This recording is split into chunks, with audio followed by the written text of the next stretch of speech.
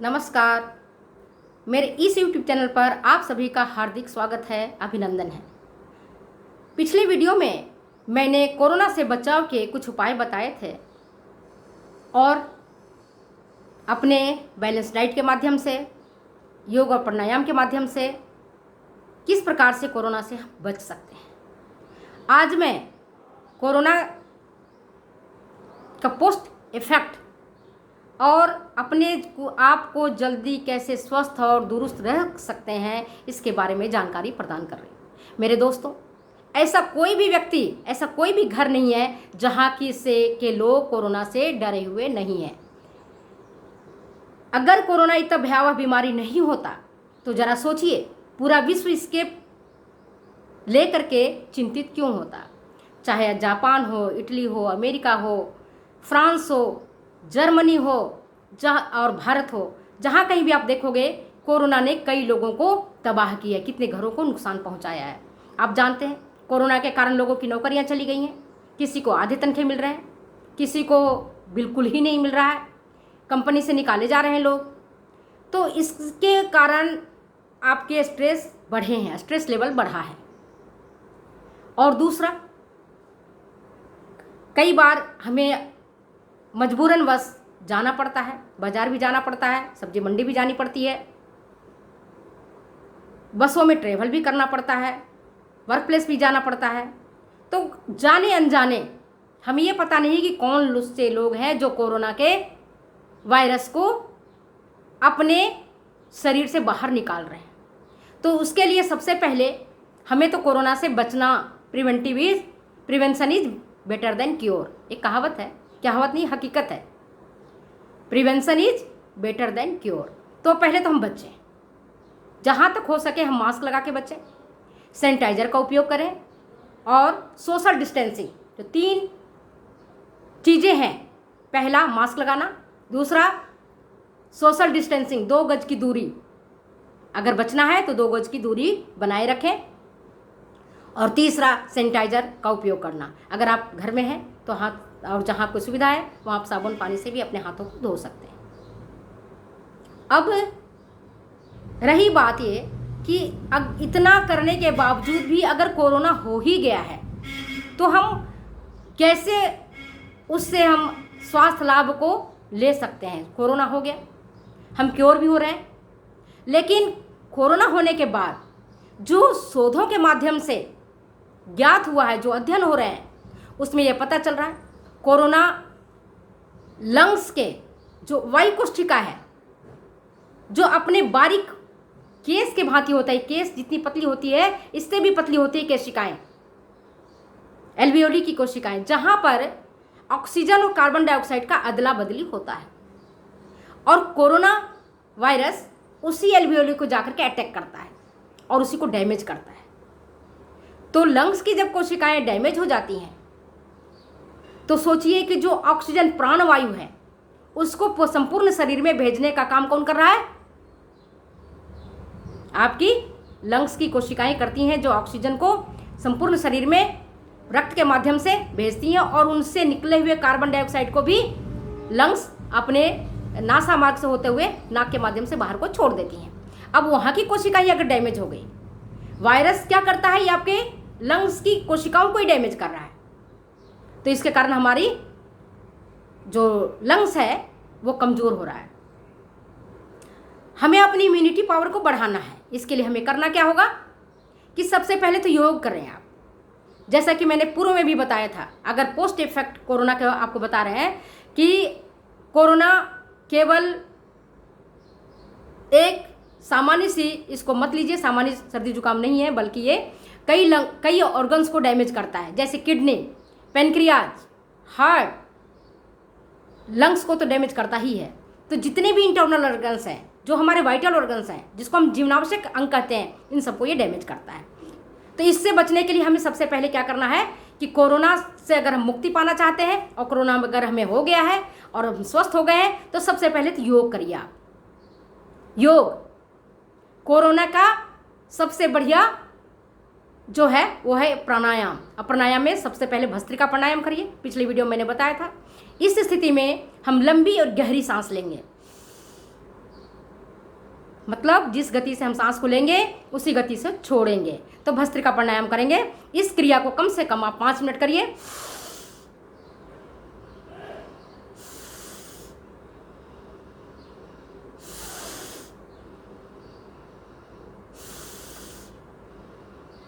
मतलब लंबी सांस लेना और लंबी की सांस छोड़ना। इससे आपकी लंग्स की कैपेसिटी बढ़ेगी, लंग्स आपका मजबूत बनेगा।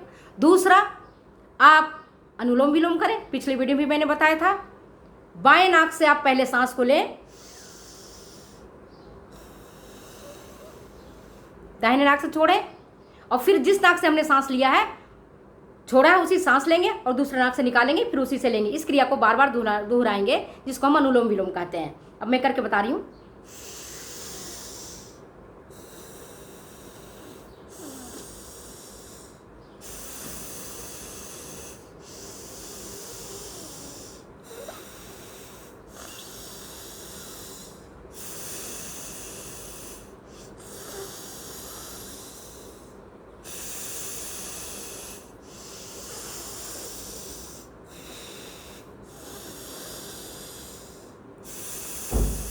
अगर आपका एक हाथ थक जाए तो आप दूसरा हाथ का इस्तेमाल करें।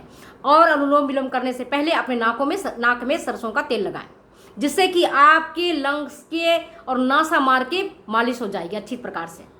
फिर कपालभाति करें।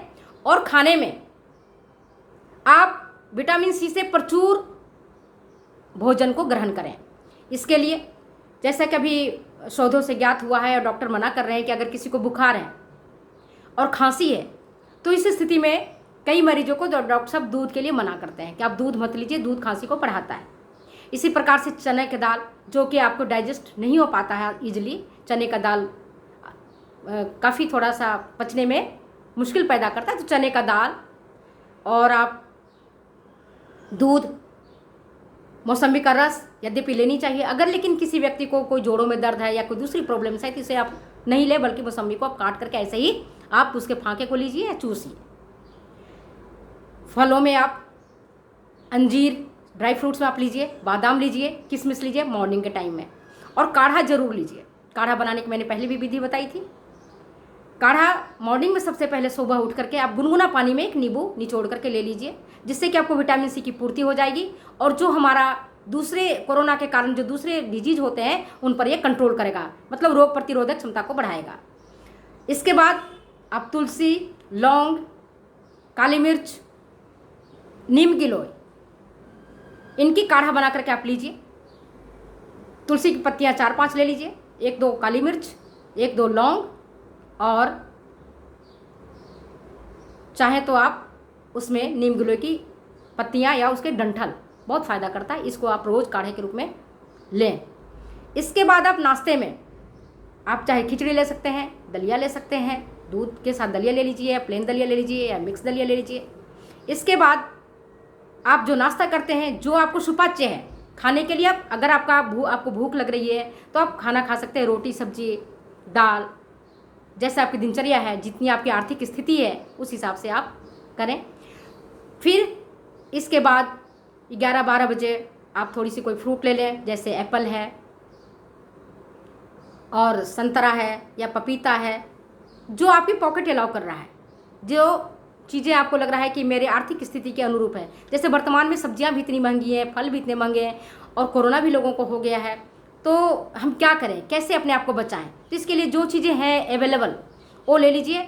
हरे साग सब्जियों का ज़्यादा इस्तेमाल करिए, जिसके कारण उसमें सभी प्रकार के विटामिन और खनिज लवण मिलते हैं, जो कि आपको अन्य बीमारियों से होने से बचाते हैं।